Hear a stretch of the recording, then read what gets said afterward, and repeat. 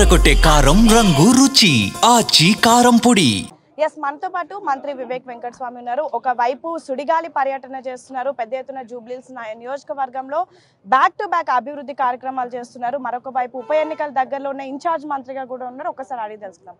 సరే, ఏంటి అసలు రెస్ట్లెస్ తిరుగుతున్నారు, మొత్తం బ్యాక్ టు బ్యాక్ వర్క్ చేస్తున్నారు, కొద్ది రోజులు ఎన్నికలు రాబోతున్నాయి, ఎలా ఉంది పబ్లిక్ నుంచి టాక్? ప్రజలలో మంచి స్పందన ఉంది. ఫస్ట్ వాళ్ళు ఏమంటున్నారంటే, సార్ 10 సంవత్సరాలలో టీఆర్ఎస్ ప్రభుత్వం ఉన్నప్పుడు రేషన్ కార్డ్స్ ఇవ్వలేదు, మాకు ఈ హై టెన్షన్ లైన్స్ ఇంటిపై నుంచి పోతుంటే కూడా ఎవరు పట్టించుకోలేదు, మాకు కాంగ్రెస్ ప్రభుత్వం వచ్చిన తర్వాత మాకు సన్న బియ్యం ఇస్తున్నారు, మంచిగా మేము వండుకొని తింటున్నాం ఇంట్లో, ఇప్పుడు దాంతోపాటు కొత్త రేషన్ కార్డులు ఇచ్చారు, ఈ హై టెన్షన్ వైర్స్ పోయినాయి, నాలీలు సీసీ రోడ్స్ అన్నీ కూడా మరమ్మతులు చేయించడం జరిగింది కాంగ్రెస్ టైంలో. మేము డెఫినెట్లీ ఈసారి కాంగ్రెస్ ప్రభుత్వం క్యాండిడేట్ని గెలిపించుకొని మా అభివృద్ధి కార్యక్రమం మేము చేపించుకుంటాం. ఎందుకంటే మా ప్రభుత్వం ఉంది, కాంగ్రెస్ ప్రభుత్వం ఉంది, మీ ద్వారానే కాంగ్రెస్ పార్టీ ద్వారానే మా పనులు అవుతాయని చెప్పి ప్రజలందరూ కూడా పాజిటివ్గా స్పందిస్తున్నారు. ఈసారి ఎలక్షన్లో కాంగ్రెస్ పార్టీకి మంచిగా. సార్, మీరేమో కాంగ్రెస్ పార్టీ ఈసారి కైవసం చేసుకోబోతుందని చాలా కాన్ఫిడెంట్ గా చెప్తున్నారు అండ్ పర్యటిస్తున్నారు. కానీ బీఆర్ఎస్ మాత్రం ఎన్నో ఏళ్ల నుంచి ఇక్కడ సిట్టింగ్ సీట్, ఖచ్చితంగా మళ్ళొకసారి తామే జెండా ఎగరవేస్తామని మరీ బలంగా చెప్తున్నారు. అది అప్పుడు కూడా అన్నాడు కేటీఆర్, కారు సారు పదారు అని అన్నాడు, 7-8 సీట్లు ఓడిపోయినాడు ఆయన ఆధ్వర్యంలో వర్కింగ్ పైన. తర్వాత అసెంబ్లీ ఎలక్షన్లో కూడా నేనే ముఖ్యమంత్రి అవుతాను అన్నాడు, అప్పుడు ప్రభుత్వమే కూలిపోయింది. పార్లమెంట్ ఎలక్షన్లో కూడా ఒక్క సీటు కూడా గెలవలే. మొన్న లోకల్ బాడీ ఎలక్షన్లో క్యాండిడేట్ కూడా పెట్టే పరిస్థితి లేకుండే టీఆర్ఎస్ పార్టీకి. ఇదే గతి ఉంటుంది ఈ ఎలక్షన్లో కూడా, ఎందుకంటే పనులు కాలేదు. ఆయన మున్సిపల్ అడ్మినిస్ట్రేషన్ మంత్రి ఉన్నప్పటికీ కూడా హైదరాబాద్ని పట్టించుకోలేదు, ఖాళీ టీవీలలో హైటెక్ సిటీలో ఉండి అక్కడ స్టార్టప్స్ అని చెప్పి ఆయన అదే దాంట్లో దునియాలో ఉండే.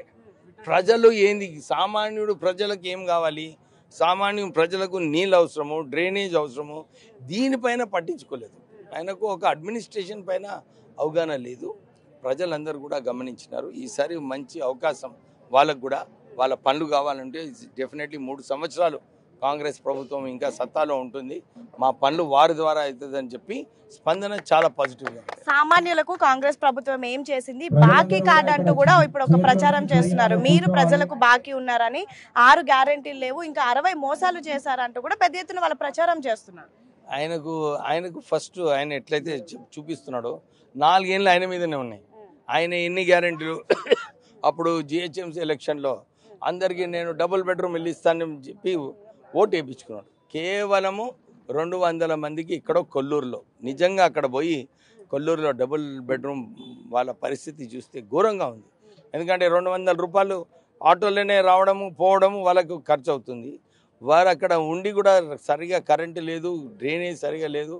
ఆ డబుల్ బెడ్రూమ్ ఇల్లు కూడా వాళ్ళు కమిషన్ల కోసం ఏదో చేసుకున్నారు. ప్రజలకు ఏదైతే మాట ఇచ్చిండ్రో, డబుల్ బెడ్రూమ్ ఇల్లు మాట ఇచ్చిండ్రు, చేయలేదు. నిరుద్యోగ వృద్ధి ఇస్తాన్నారు, చేయలేదు.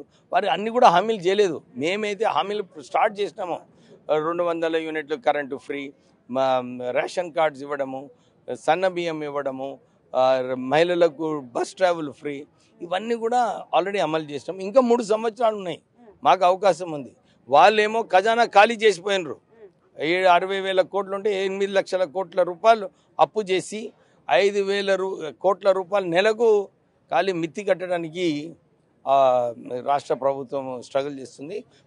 ఇవన్నీ ఉన్నప్పటికీ కూడా ప్రజల సమస్యల కోసమే రాష్ట్ర ప్రభుత్వం పనిచేస్తుంది. వాళ్ళేమో పెద్ద పెద్ద ప్రాజెక్టులు, కాళేశ్వరము, కమిషన్ల కోసము దాంట్లో ధ్యానం పెట్టి అంతా రాష్ట్రాన్ని నాశనం చేస్తున్నారు. మేము ప్రజలకు ఏదైతే మాట ఇచ్చినామో ఆ మాట అన్ని కూడా పూర్తి చేయడానికి సిద్ధంగా ఉన్నాం. సార్, మీ మాటల్లో వింటే అభివృద్ధి కార్యక్రమాలు ఒకవైపు, గెలిపే మీ లక్ష్యం అన్నట్టుగా మీరు మాట్లాడుతున్నారు. కానీ మీకు ఇప్పుడు అభ్యర్థుల ఎంపిక అనేది పెద్ద టాస్క్ గా మారిందని పెద్ద ఎత్తున చర్చ జరుగుతుంది. 2 సామాజిక వర్గాలు ప్రస్తుతం పెద్ద ఎత్తున పోటీ పడతాయి. అందులో ఎవరికి మీరు మొగ్గు చూపబోతున్నారు? మీ నివేదిక ఎక్కడి వరకు వచ్చింది? హైకమాండ్ కి పంపించారా? క్యాండిడేట్ కాంగ్రెస్ పార్టీలో ఎప్పుడు కూడా అందరూ కూడా ఆశిస్తుంటారు, తప్పేం లేదు.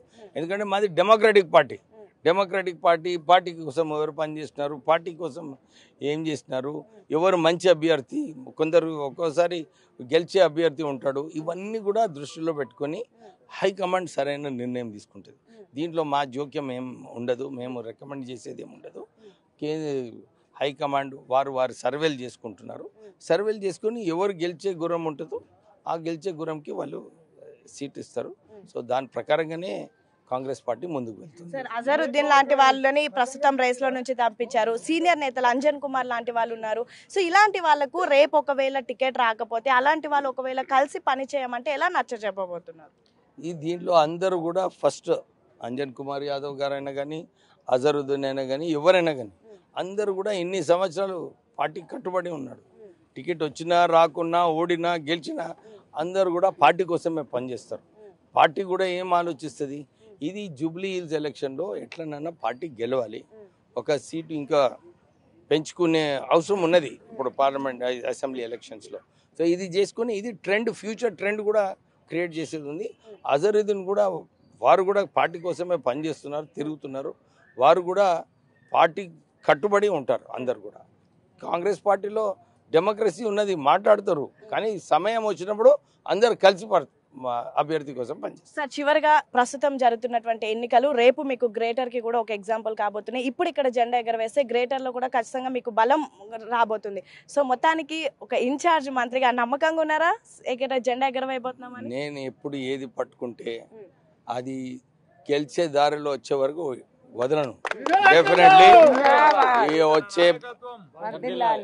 వచ్చే కార్పొరేషన్ ఎలక్షన్స్ లో కాంగ్రెస్ పార్టీదే గెలుపు ఉంటది. కాంగ్రెస్ పార్టీ మేయరే మొత్తానికి గెలిచేవారు ఒకవైపు బ్యాక్ టు బ్యాక్ వర్క్ చేస్తున్నారు. మంత్రి అయ్యాక బిజీ షెడ్యూల్ అయిపోయింది మీది.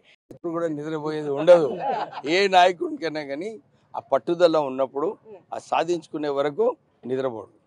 సో మొత్తానికి అయితే చాలా కాన్ఫిడెంట్ గా వివేక్ వెంకట స్వామి చెప్తున్నారు, ఈసారి జూబ్లీహిల్స్ లో మేమే జెండా ఎగరవేయబోతున్నాము, జెండా ఎగరేసే వరకు నిద్రపోను, నాకు ఏదైనా ఒక టాస్క్ ఇస్తే ఖచ్చితంగా అది పూర్తి చేసే వరకు నేను నిద్రపోను. మరొక వైపు ప్రస్తుతం బీఆర్ఎస్ బీజేపీ చేస్తుంది కేవలం అసత్య ప్రచారం మాత్రమే. కేటీఆర్ కేవలం సోషల్ మీడియాకు మాత్రమే పరిమితం అయిపోతున్నారు.